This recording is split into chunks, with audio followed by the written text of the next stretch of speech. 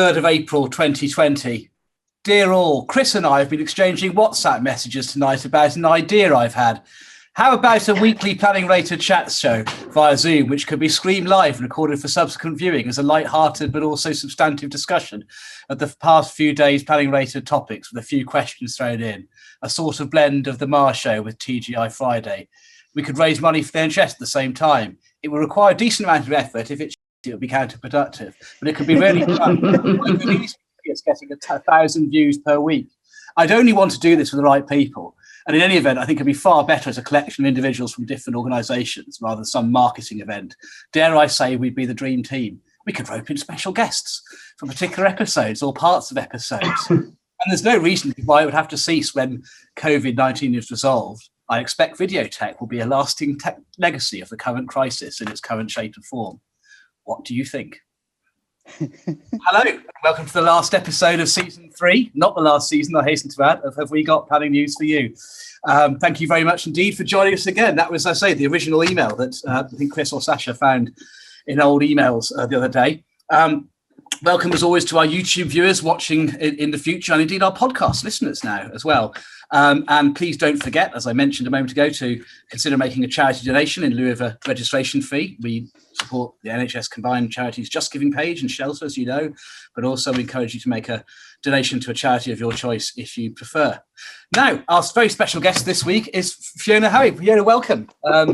Very much indeed for joining. We're thrilled to have you here. Fiona, as our viewers will know, is the Chief Executive of the Town and Country Planning Association, former head of the Campaign for National Parks, head of planning formerly at CPI as well. So huge range of perspectives to bring to the table. We're thrilled to have you on board. Why don't you tell us where you're dining in from, what theme you've chosen for what are you drinking this evening?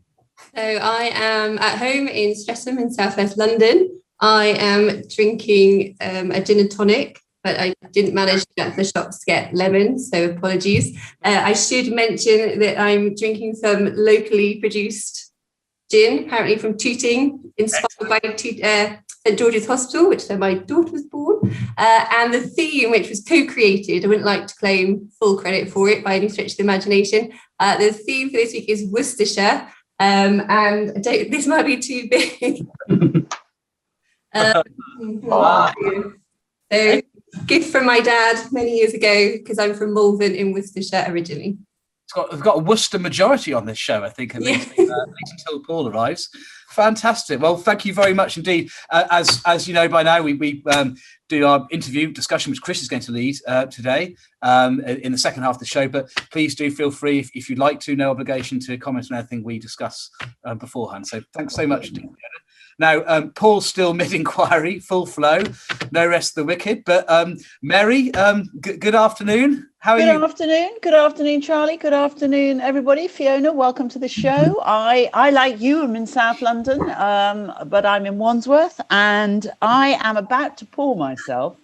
I'll give you a clue, and I'm lucky. I've got the lemon in there, and I'm going to use this, which is absolutely marvellous.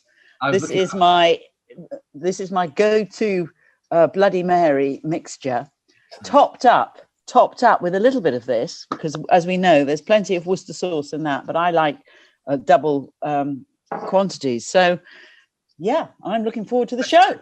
We have not received any money at all from Leon Parents for this episode. Now, Paul, welcome. Perfect timing, mate. Hello, Charlie. How's things? So, Paul Tucker, King's Chambers, and my link to Worcestershire is a bit esoteric, I'm afraid, Fiona. So, I've just spent the day cross-examining with regard to education evidence over the border between Gloucestershire and Worcestershire, and particularly one of the big allocations in Worcestershire. So, I hope the ears of the Worcestershire population were burning. So that's my link to Worcestershire. It's an esoteric link in relation to evidence. And that's by me time, because I've literally just come out of the inquiry a moment or two ago, and I was going to do what Mary did. So hello, Fiona. Now, Chris has got no connections at all with Worcestershire, have you? No, none at all. Worcestershire, county of my birth. I've done 5 of the local plans out of the 6. And home of Edward Elgar, the Malvern Hills, which Fiona mentioned, Worcester Cathedral, the River Severn, Tomb of King John, and the West Midlands Safari Park, which is just fabulous. Now, people in Worcestershire, Charlie, as you know, don't tend to go on about their county like others. I'm thinking of people from Yorkshire. But frankly, there is no arguing with a county that can boast a world-class condiment. You should have taken some money from them, actually. So as you know, I live in Cheltenham, and I'm here in Chambers in Birmingham doing a virtual inquiry about a site in Cheltenham. So that's another reason why all this has got to stop. I could have just stayed at home. I'm in front of Inspector Claire Searson, who's very, very charming, it has to be said, assisted by my junior, the hyper-efficient Shona Davis, who is Welsh. The client is Welsh, and they just keep talking about rugby. I can't think why. Can you? I can't think why. What's wrong with coming fifth out of a competition of six? And to drink, I'm not drinking, as you know, but I do like to show. I've got old school bitter from the Bewdley Brewery. Oh, very nice. My mum loved it. Because I'm not drinking, I'm just keeping myself going with licorice all sorts. Sash, how are you, my friend? I'm very well. I had very happy memories of Malvern. I took the Oxfordshire under-13s there to play. They've got a very famous cricket festival every August where they take young county teams. So I've had 2 lovely visits to Malvern, and a delightful place it is too. Fiona, remind me, what's the lovely hotel there? I think they had to change it to the Great Malvern because it was the Royal Malvern, and then they were told off, I think, because they didn't have a royal charter. Oh, okay, well, that is a great hotel on our circuit for when we go back to Malvern to work. And I'm in London, and I am actually, I feel I've completely cocked up because I'm having a Tunnocks tea cake. And can I just say, whatever Chris says, I actually enjoyed the French coming back on Saturday. For those like me with a Scottish and an English bent, nothing makes me happier than seeing the Welsh rugby team lose. Sorry to all my Welsh fans. Cheers, Sasha. Well, Charlie Banner here for Casey Chambers. I'm demob happy today because I've just ended the most horrible run of about 4 weeks of literally no time off at all, including weekends. So I'm on I'm on a smoky plum Negroni from Yoacha, one of my favourite restaurants, which Deliveroo delivered to me, complete with rather fancy toppings in here. So that's sustaining me. I was born in Birmingham, as you know, in school in Birmingham, but actually our house for when I grew up was in Worcestershire, in the wonderfully named village of Licky End, whose main claim to fame was an article in The Sun while I was at university, where a couple got up to no good in a telephone box, and the Sun found it rather funny, given the village name. But more of that in our evening edition. Anyway, moving swiftly on, and our first of our 4 cases before we get to our interview with Fiona. Mary, you're going to tell us about, and it's another Commons Act case, isn't it? We've done one of those quite recently. Like buses, they seem to have come along in. Yes, This is a rather unusual case, though. It's about an application to deregister land as a village green. And you can deregister land as a village green if it can be shown that that land is within the curtilage of a building. So unusually, I'm switching from the Commons Act to the issue of the curtilage of a building, which for most of us comes into our practice under the Listed Building and Conservation Areas Act. And I think Rob might have a picture of or 2 of either Blackbush. So there we are. There is the terminal building at Blackbush, and the application to deregister. And Rob, I think you might have another picture of with a red line plan. The application, there we go. The application was to deregister all of that land on the basis that it fell within the curtilage of the terminal building. And the matter came before an inspector, and the inspector conceded to the application to deregister and recommended that the land be deregistered, because he took the view that the land and building together formed an integral part of the same unit, and that there was what he describes as functional equivalence between the building and the land, And some of you may not be too surprised to gather that Mr. Justice Holgate took the view that the inspector had made an error of law and that he had confused the curtilage of a building with, really, he'd asked himself the wrong question. Instead of asking himself whether or not the land and the building were part and parcel of the same curtilage, he in fact had asked himself whether the land and the building together fell within the curtilage of an airport, rather than whether the land fell within the curtilage of the building. So the matter then went to the Court of Appeal, and the Court of Appeal dismissed the appeal against Mr. Justice Holgate's decision. So in other words, they upheld, this is another example of the Court of Appeal upholding Mr. Justice Holgate at first instance, which Charlie will be very pleased about in particular, because we know he's a fan. And really, that's the nub of it.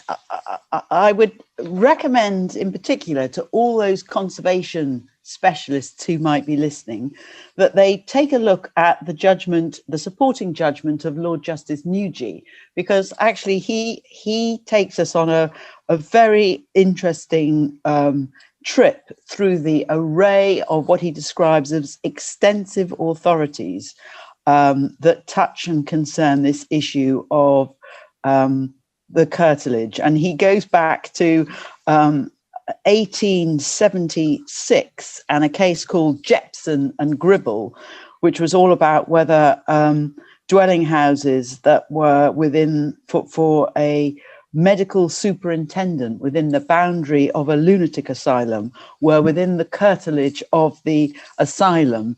There's another case about firemen's houses around the boundary of a fire station. So I think the judgment's really interesting because it's not only talking about Skerritts, you'll remember that case, which talks about the relatively limited extent of the curtilage of a building, and Matthew and Campbell, another one that we regularly cite, which talks about a curtilage being intimately associated with a building. So it's all good stuff. And the other thing which I think is quite interesting is what Lady Justice Andrews, who delivered the leading judgment, had to say. She said this: there are some words or expressions which are like an elephant. Its essence is difficult to put into words, but you know it when you see it. Curtilage is a word of that nature. Back to you, Charlie. Thanks very much indeed, Mary. I'm up next, and I'm going to tell you about a case called Anderson and Basildon District Council. The headline to this is, what happens when planning law gets nasty? Surely not. This was a decision of the Court of Appeal dismissing an appeal against an order committing members of the gypsy community for a contempt of court and sentencing them to suspended prison sentences. The case arose out of the occupation of Greenbelt land, a place called Wickford in Basildon in Essex. The judgment began pretty much with the following words: on the Saturday, 28th of November 2020, a planned invasion of the land took place, accompanied by an application for planning permission filed after close of business on the Friday evening. I think by those words, it was pretty clear which way the judgment was going to go. What happened was that on that Saturday, 80 to 100 people moved onto this site, which was previously undeveloped Greenbelt land, with diggers and large trucks, and they divided the land into plots for mobile homes and caravans. A council officer who visited the site the next day was repeatedly threatened with violence. And on the Sunday evening, the council applied for and got an order from the High Court prohibiting any further development of land without planning permission and prohibiting the entry of mobile homes or caravans onto the land. Well, that didn't deter the individuals in question, who did precisely the opposite of what the order required them to do. And the thing about court orders, if you breach them, you're in contempt of court, which is what this case was all about. And they once again threatened the poor local authority officer with violence. A further court order was obtained by the council requiring the removal of all the mobile homes and caravans by the 2nd of December last year. But the appellants didn't really take any notice of that order, and they retrospectively, after having breached it, decided to apply to vary it. By that time, the site contained 18 touring caravans, 1 static caravan, 3 mobile homes, 2 porter cabins, 1 wooden shed, 17 motor vehicles, and a partridge and a pear tree. On the 9th of December, Mr. Justice Foxton refused their application to vary, noting that little weight could be given to their argument that removing them from site would be in breach of their rights to respect for their home, given that they were in a state of occupation that they had achieved in deliberate contravention of the law and of court orders. He therefore continued the orders and required them to leave the site by the 14th of December. The applicants disregarded that order too, and instead they carried on with further works. The council applied for them to be committed for contempt of court for breaching those orders.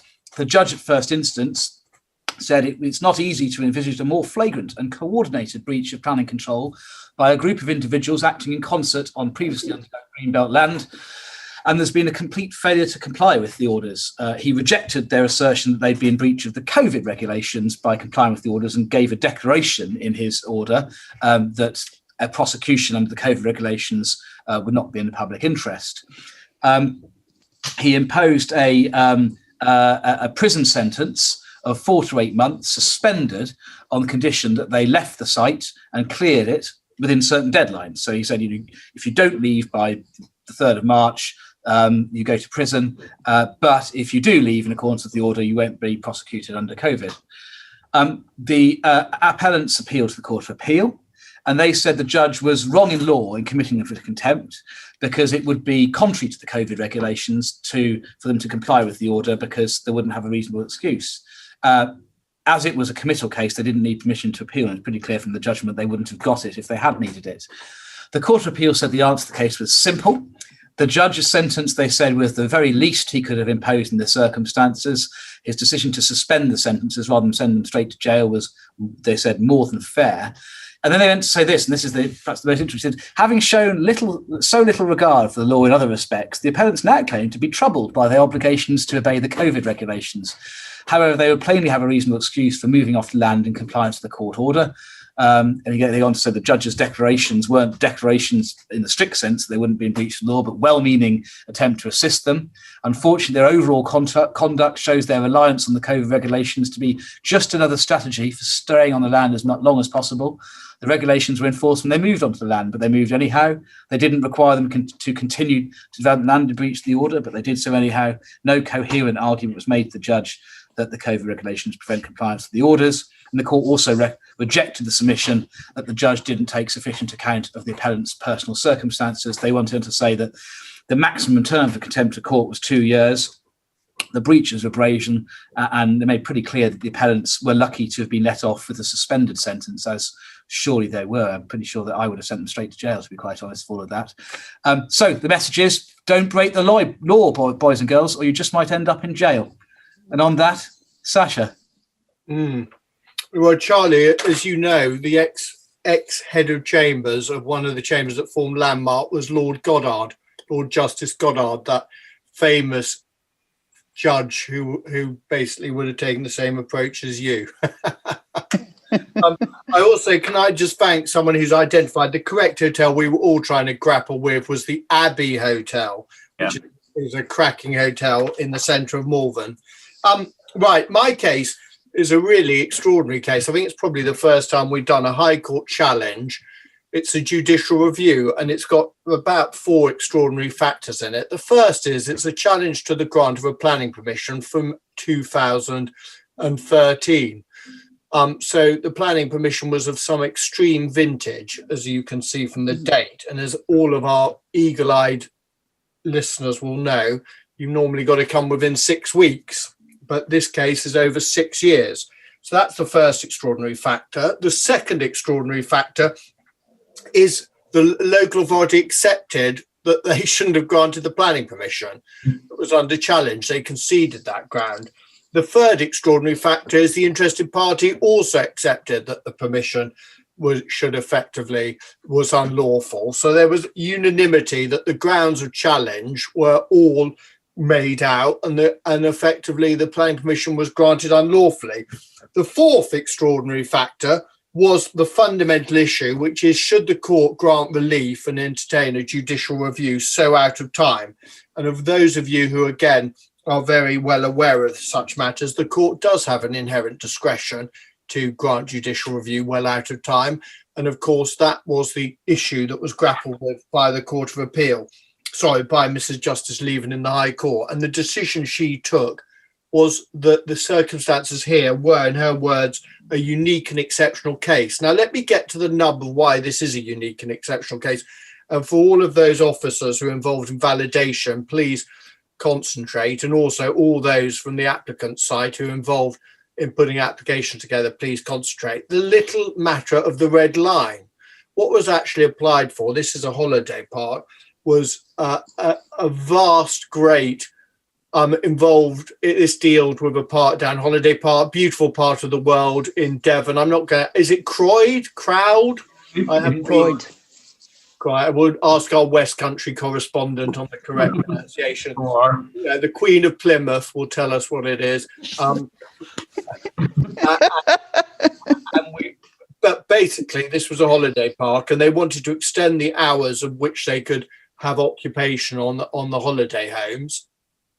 And what happened inadvertently, the applicant had a vast, great red line that covered, I think, 12 hectares, not just the holiday park, the existing holiday park, but a vastly greater area.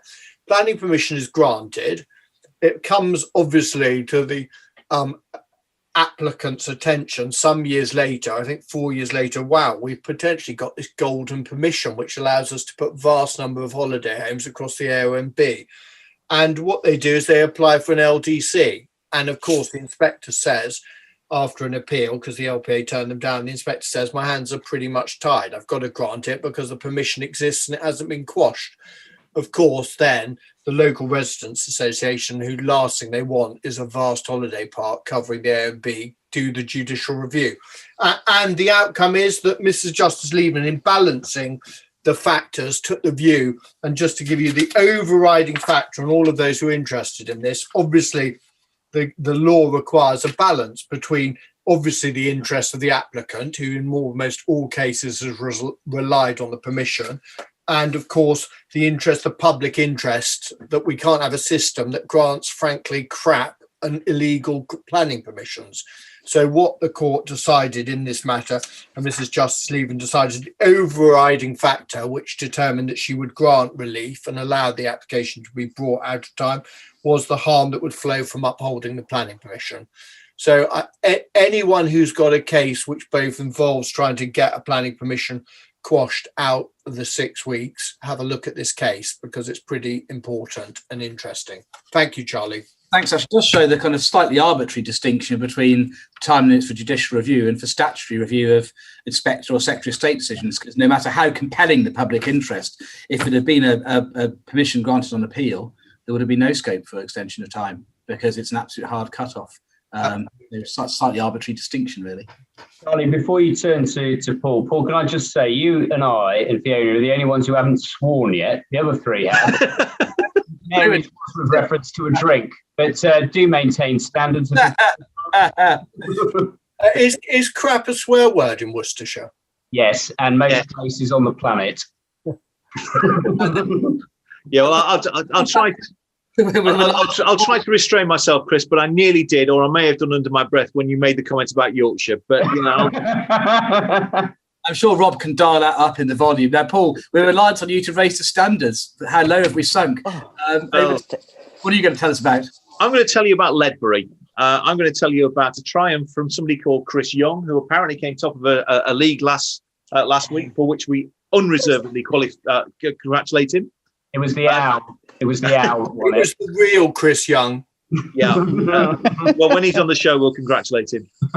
This is an appeal by Bloor Homes, which was allowed. It was an inquiry held last July, one of the first inquiries under lockdown, and it was a proposal on. Yeah, that's the one. It was a proposal on an allocated site, policy LB2 of the core strategy. And it was a case where there was a recommendation for approval back in December 2019. It was a scheme which was recovered by the Secretary of State for his consideration in March of last year. And it's a case where the council held up the white flag, having refused consent. So it was essentially left down to the town council to run a case against the appellants. And the town council did so, and the town council did so with enthusiasm. Andrew Parkinson no doubt did the usual good job that Andrew would do. However, came second, and the arguments really were around access. It's a fairly straightforward case, to be blunt, because there's a lack of 5-year land supply, and there was significant evidence that was called in relation to about the need, strategy, highways, etc. The interesting thing about it, ironically, is not the decision. The interesting thing about it is the costs award. Because costs were awarded up to the point against the council, the district council, up to the point that they withdrew their opposition to the appeal, and there was a partial award on a small issue in relation to the town council. To be blunt, refusing an allocated site and then pulling your reasons for refusal, having refused it, and then not turning up to the inquiry and putting forward a case. You've already triggered your unreasonableness. What's the appellant to do in that situation? But to pursue the case with as much vigour as they can. And in terms of presenting a case which goes beyond the arguments that the town council are raising, well, so what? An appellant has got to demonstrate that they are addressing the benefits of a scheme. My view is, as I've put in other places, and certainly my response to the white paper, is a dead simple amendment to PPG should be that if a council refuses an application on an allocated site and then doesn't defend the reasons for refusal, there should be a presumption that they pay their costs, not are they being unreasonable there afterwards, or at least have a power to allow the council to go back. So on that case, it's an illustration of why the costs regime isn't strong enough. And whilst I have the floor, after last week's show, when you introduced me as talking about Preston, Charlie, he's gone. He's gone. I ordered a Preston North End shirt so I could deal with the Cardwell Farm appeal decision, which hasn't been allocated to me. I love it. My shirt's not arrived, Charlie, so I can't join you in any way. I didn't have time to put it in. But the Cardwell Farm case is one to watch, essentially. So I'm not going to tell you the details, apart from it's one of a number of cases, number of appeals. There's High Court trips as well. It's one of a number of cases relating to how the 3 Central Lancs Authority are dealing with housing at the moment, with MOUs, and it all revolves around what really is a review for the purpose of paragraph 73 of MPPF. I'm told this decision is going to be subject to challenge. That was what was said by Giles Kennett at an inquiry for Preston last week, a different inquiry. We've got a 3-week inquiry coming up with multiple conjoined appeals in a few weeks' time. This really is one to watch. Because it's getting interesting in terms of the overall approach. But the wider point is, what is a review for the purposes of paragraph 73 of MPPF? And I love Preston, and it's wonderful, but it's not as good as drinking Malvern water. This is Preston water, sorry. Malvern. It's pronounced Malvern. Paul, can I just say... Malvern? Paul, can I just say you didn't know? Inquiry closed 12th of Feb, decision 9th of March. Quite impressive for 150 houses, how quick that decision is. That's quite a big speeding up, actually, decisions I've noticed recently. Good on the inspectors for that. Interesting, a fellow Paul has said, Paul, that it's worth noting, of course, in that Ledbury decision, the Secretary of State endorsed a section 106, including a contribution to the NHS Trust, contrary to that Teenbridge decision. I think it's fair to say, my understanding, Chris, is that contribution wasn't contested, but that thorny issue about whether NHS Trust contributions are compliant with the SIL regulations is something that I know is of considerable interest to a number of people. Yes, some of my clients in the house building industry don't feel this is the time not to pay an NHS contribution, but that's a matter for them. Some of my clients think we do already with our taxes, but that's another matter. Just to say, Paul, just on the costs, we did ask for all our costs. And in another decision for Blaws, Crowmarsh Gifford, the inspector did do exactly what you said, gave the full award of costs because the council had triggered the appeal and then run away. And that's what happened in this case. Why should they not have paid for what they did? So, I mean, well done to my opponents for containing their costs, but the inspector didn't want to award all the costs. Yeah, no. Great. Well done, Chris. Now over to you, and you're going to introduce Fiona to us and start our discussion. Hello. Hello, Fiona. We could spend the next 30 minutes talking about Worcestershire, and you and I would be perfectly happy with that, but that might be a bit exclusive. So can I introduce you properly? Chief Executive of the Town and Country Planning Association. I've looked you up and I know that you are a fellow geography graduate. We've got a lot in common, haven't we? You went to Oxford and did an MSc in biodiversity. Like as if that was ever going to catch on. What was I thinking? And then a whole series of fascinating jobs. You have worked for the National Farmers Union.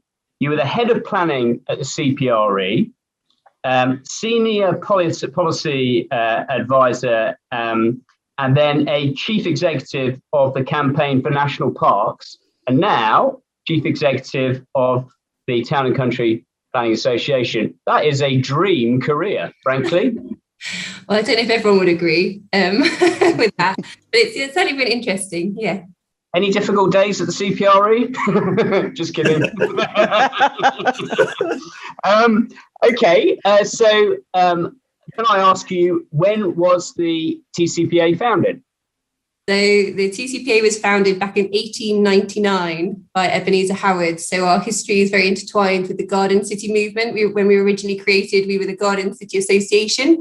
And he founded the organisation to help take forward the vision in his book, Tomorrow, for what he called the experiment, a Garden City experiment, which he argued was basically a belief, or basically a sort of way to create a better way of delivering high quality and equitable environments and homes, jobs and social connections that people needed, which of course then led to the development of Letchworth and Welwyn Garden cities. And so a lot of that obviously underpins what we still do today, but isn't solely sort of, so yeah, we sort of very much draw on that heritage, but of course are really interested in renewing existing places just as much as creating new large scale places. Well, you couldn't be any more on topic, could you? Biodiversity and new towns. Incredible. Now, a lot of our viewers know about the RTPI and are indeed members. You're obviously a different organisation, but what's the key difference there between these two names that we know about but don't necessarily always understand the difference? Yeah, so we work, as hopefully people would expect, we work closely with the RTPI. So, for example, some current work we're doing with them is around climate change. We jointly published a climate change guide a few years ago, focused on supporting local authorities to better embed climate change into local plans. And we're updating that because policy has evolved quite rapidly in relation to that. And I know you had Wei Yang on your show a few episodes ago in her capacity as president of the RTPI. I know she talked about Howard's book and the Garden City vision, and she's also one of our members. So there's a lot, there's lots of shared interests. But of course, the RTPI is the Chartered Institute, or responsible for maintaining professional standards and accrediting planning courses, and we absolutely aren't. And part of that role for the RTPI is again championing planners and the power of planning. Our focus is on creating homes and places and communities in which everyone can thrive.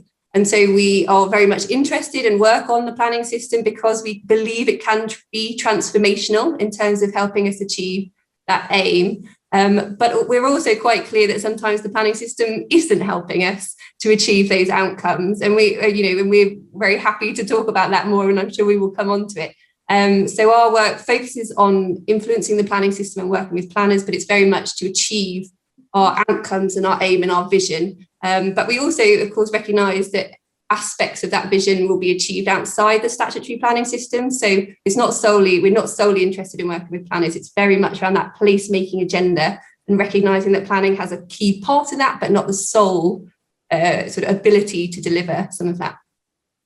Okay, so guiding the planning system. Have you got much on at the moment? One or two little things. Yeah. So what is the position for the TCPA towards the white paper proposals? So we were actually very clear that the planning system does need reform. We did quite a substantial piece of work which we published back, I think it was in late 2018, called the Rainsford Review, where colleagues took evidence, went out and talked to community groups, talked to developers about what worked, what didn't work, and really tried to set out a comprehensive sort of what a reform agenda would look like. So we're not anti-reform at all. We're not trying to defend the status quo, but we do have some concerns about what was set out in the planning white paper. I think part of that is that we absolutely know there are lots of there's really positive language in the planning white paper, which absolutely, we welcome. So I think there's some great quotes around that, part of the reform agenda is to rediscover the original mission and purpose of those who sought to improve our homes and streets in late Victorian and early 20th century Britain. The original vision has now been buried under layers of legislation and case law. I would agree with that. We agree that it's complex. And I know the minister last week, that was one of his, he used a very complex word to describe complex, but fundamentally. And they recognise that the public has lost trust in the planning system. So we agree with all of that. I think the reason we raised quite a lot of concerns in response to the planning white paper is that we didn't necessarily think that the recommendations and proposals necessarily tackled the issues that had been raised in those warm words. So, for example, talking about making it less complex, for example, our understanding of the consent arrangements in renewal areas, as far as we could interpret it, is that it's going to be a mixture of permitted development, permission in principle, and traditional development management, which sounds quite complex to me. So, there are elements like that where we're just trying to understand quite how it would work in practice. We also, we absolutely agree with making planning more accessible. Fantastic. We want more people involved in plan making. Do we need a radical reform to achieve that? Because we've been talking about that for quite a while. So actually, would the reforms achieve that? We're not sure. And we're also worried that they use making it more accessible is not the same as making it more democratic. And there are concerns around some of the suggestions around changing or removing or amending the right of the public to be heard and be involved in local plan examinations, for example. So there's things like that again, we just want to understand better. I think generally, again, it was argued that this is a holistic reform agenda, and it isn't. There are some really big gaps, I think, in what's set out in the planning white paper. So they recognise the duty to cooperate doesn't work particularly well, but we don't know what's suggested to replace it. And we think strategic planning is incredibly important if we want to tackle some of these issues. Equally, they sort of point to neighbourhood planning and say, we think it's important, we think we'll retain it, but they don't really explain how it will fit into the new system. So I think, we've tried to feed in, we've talked to the Minister and the Secretary of State around some of our concerns and tried to be constructive about how we could tackle some of these issues to make it better. But we also think there are probably, other things that need to be done rather than, just thinking about local plans and infrastructure levy. There's a huge amount that needs to sit around that. Yes, well, being concerned about the sheer extent of the white paper proposals, I think probably there's about 20,000 people who might immediately share that view as well, and certainly most of us. Can I ask about your membership then? Because who are the members of the TCPA?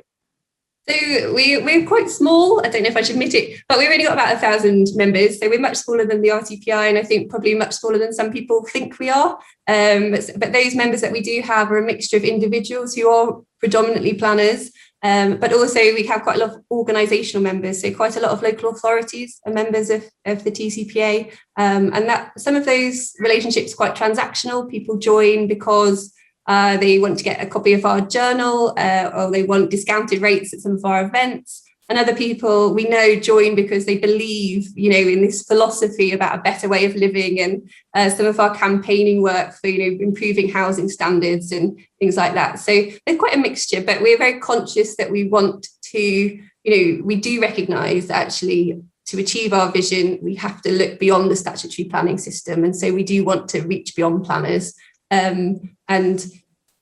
But just, if any of your listeners today are keen to learn more about the TCPA, please do visit our website and think about joining. Yes, well, you may have 5 particular people going to join you immediately, I would have thought. It's because not everybody has understood the organisation's role, but you also do, my last question before I pass it on to the others, is you also do research, don't you? You mentioned obviously the Rainsford review that everybody knows about, but other research, you're doing research for Sport England, for example, who commission you to carry out the work in these areas. Is that right?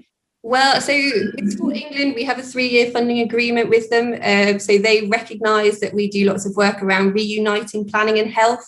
And so they have a work stream around active environments. So as well as, I think, the sort of formal sporting opportunities, which of course, football pitches and, leisure facilities, they recognise that actually if we're going to tackle some of the health challenges that our population faces, we need to better embed people being active in their day-to-day lives. So they have a strand of work called active environments. And so they give us some funding as part of that.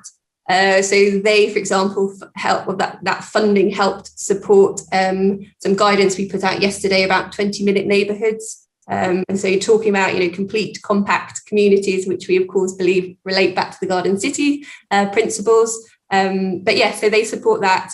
And that includes both putting out national guidance, but also running workshops. We've been doing it for quite a while, but we run workshops with local authorities where actually part of that is simply getting planners and health professionals in the same room and talking to each other so that actually there is that join up about understanding the needs of the local community in terms of health inequalities, and actually therefore using that data to actually inform the development of local plans. We do quite a wide range of things, but that's one of them. Well, that couldn't be more relevant either, could it? In terms of health and planning right now, highly, highly relevant. Well, thank you very much. Those are my questions. I'm now going to ask Mary for her question. Thank you very much. So, Fiona, my question is, what does the TCPA consider as the biggest barrier to the effective planning and delivery of new garden communities? And do you consider that expanding the DCA process to embrace new communities is the answer? And if not, what is? So we think in terms of one of the main barriers, we certainly think the lack of strategic approach to large scale development, or in terms, strategic approach to everything, to be honest, is one of the biggest barriers. So, we think at the moment they're trying to use local plans on the whole to tackle strategic large scale development, and it just isn't working. We think, the Uttlesford local plan, I think, is a good example. And I think the inspectors reported a quote from that around, say, the garden community approach predetermines the strategy long beyond the plan period, and so is unduly inflexible. I think for us really illustrates that that's not working, but I know there's a suggested tweak to the MPPF that's being consulted on at the moment that would tackle that.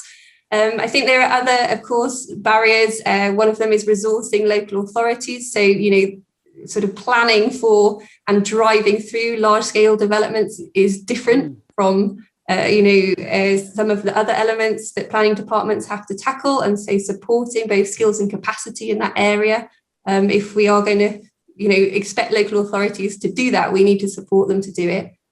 We have a new communities group, so it's 27 local or predominantly local authorities who are involved in lots of the large-scale sites. And we bring them together to share learning. And actually, one of the things that they talk to us about is that they want to locally determine where these sites should be.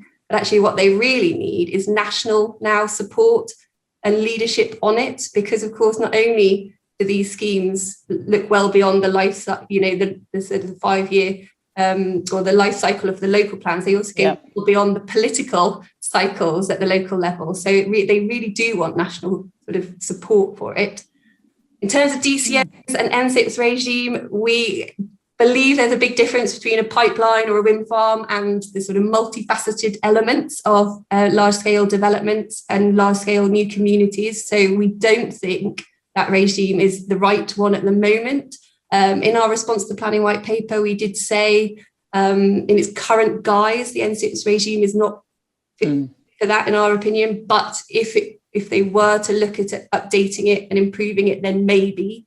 And in terms of that, we talked about wanting democratic rights to participate in the development of the national policy statement that they presumably have to develop, and clear design standards, and actually the proper involvement of local authorities in that, which of course some would argue defeats the purpose slightly. But we do think there has to be that local buy-in to it.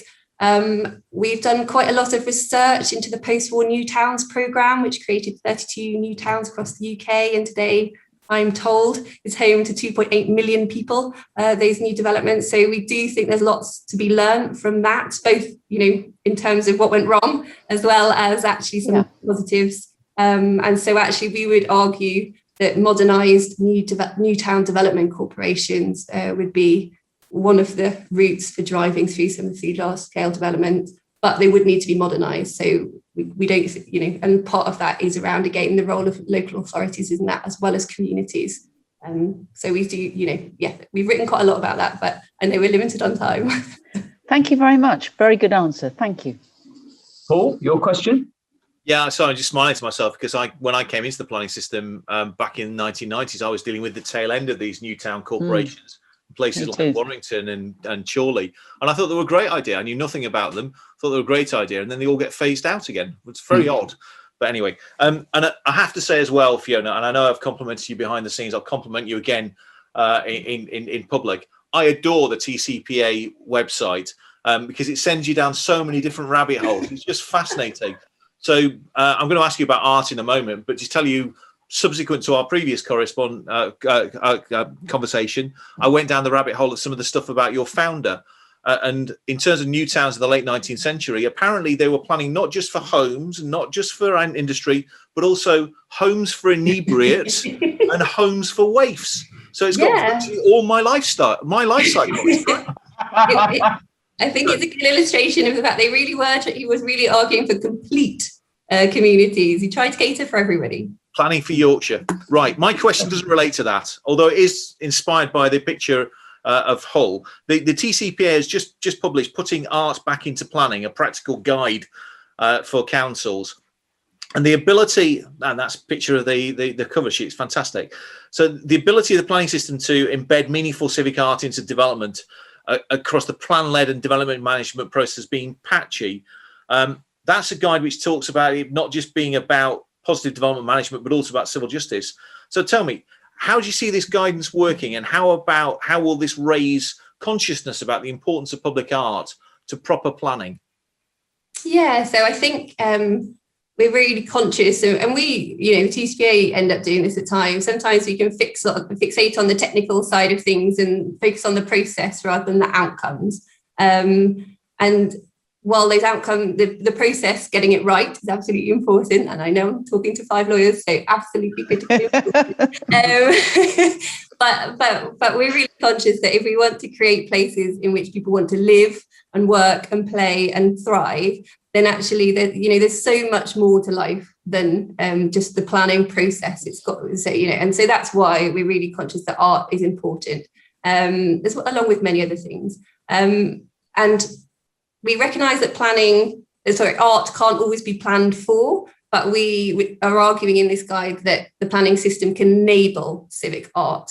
So I think in terms of what we're hoping to achieve, we're really conscious that Westminster government is, of course, talking about beauty and wanting to talk about beautiful places, and that's positive.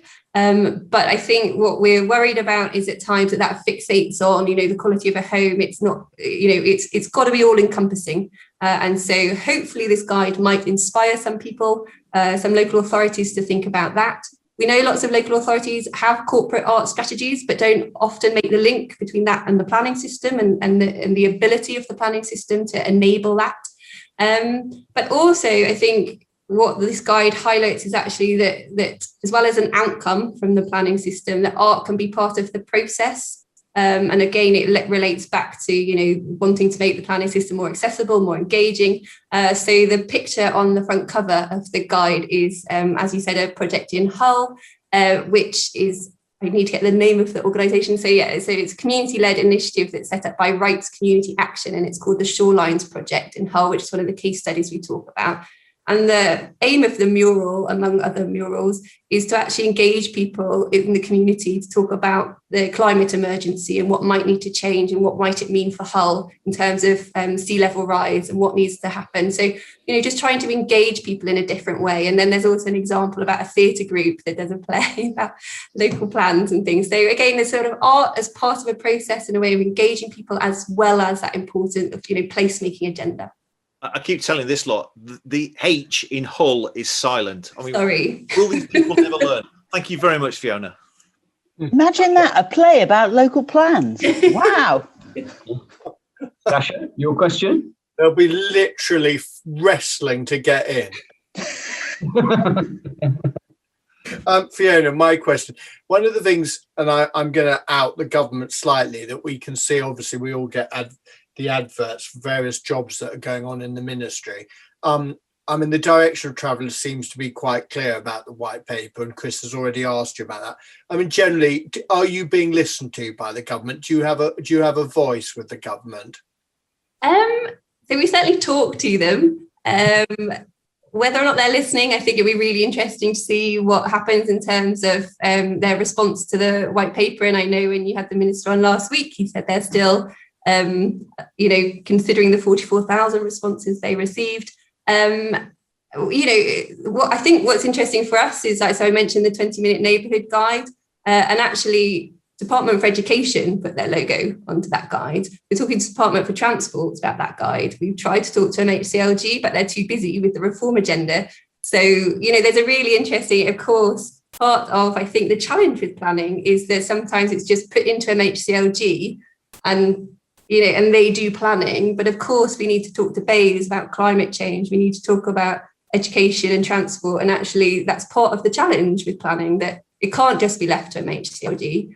So I don't know to what extent they're listening. I really hope so. Okay, thank you very much. Just satisfy my curiosity. What have you done with your poor cat?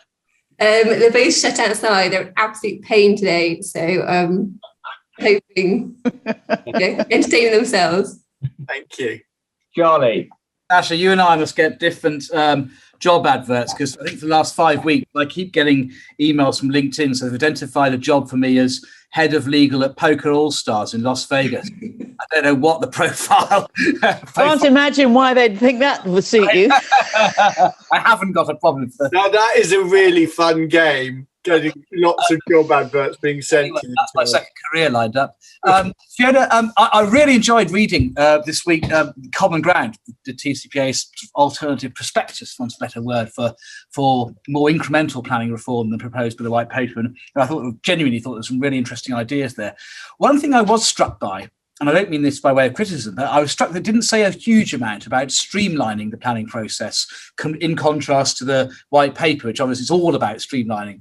Oh, a lot of it is, and reducing the delays in the system. And just by way of illustration, I did a hearing today in a case where the application was submitted in August 2019. It was refused in July 2020. We had the hearing in late March 2021. With a fair wind, we'll get an appeal decision within 2 years of the first application, which isn't great.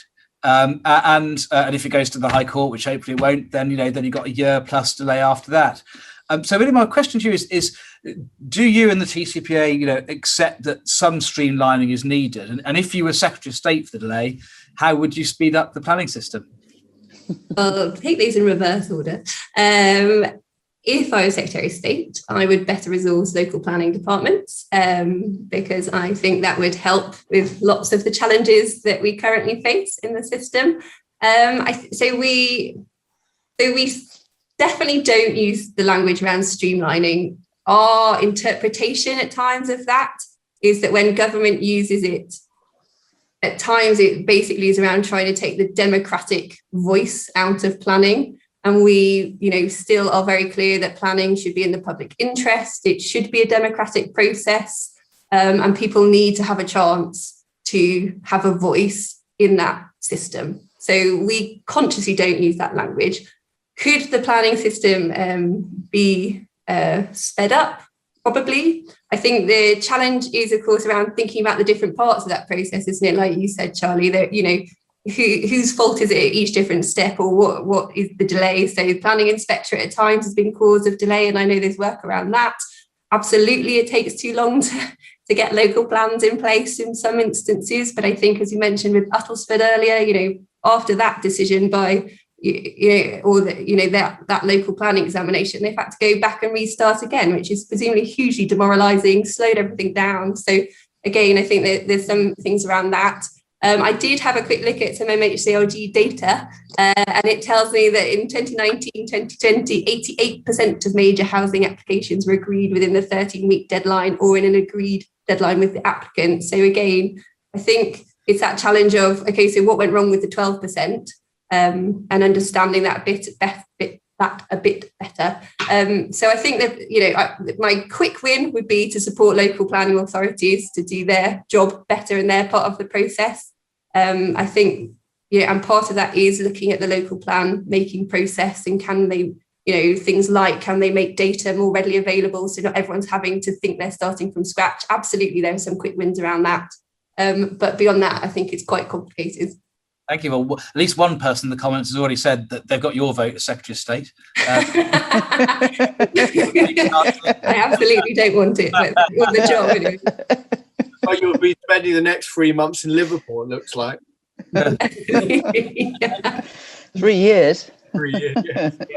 Fiona, thank you very much indeed. It's been really good to talk to you and to hear all these fabulous ideas. I think there'll be quite an interest in your website after the show.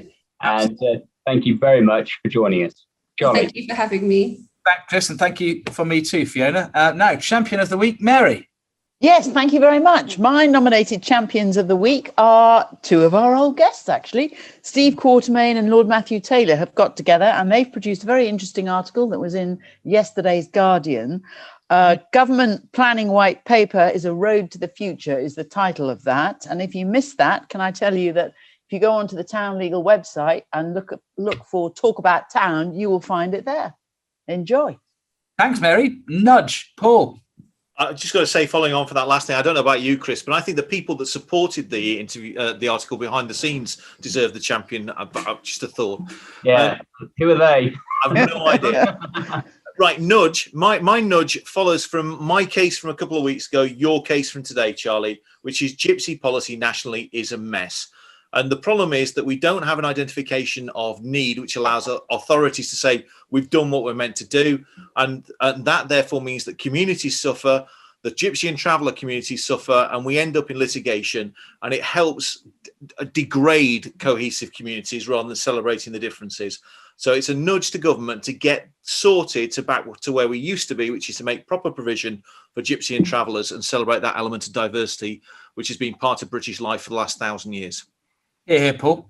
Well, that brings us to a close, not just of today's episode, but to the close of our third series, but not our last. We're going to be back after Easter on the 22nd of April, 2021. I paused there in trepidation, thinking someone's going to tell me. I was about to say, Charlie, I've just dropped dead. You got it right. Right, I don't knock you all down with a feather. There you go. I've actually done my prep. We started on the fourth series on the 22nd of April.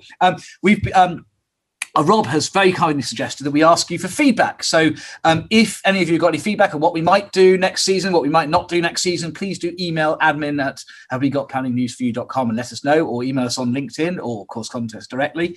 We've got something in the pipeline for between now and our return in late April. I can't say anything more about that just yet, but we will keep you posted in the usual way. Until then, have a great weekend.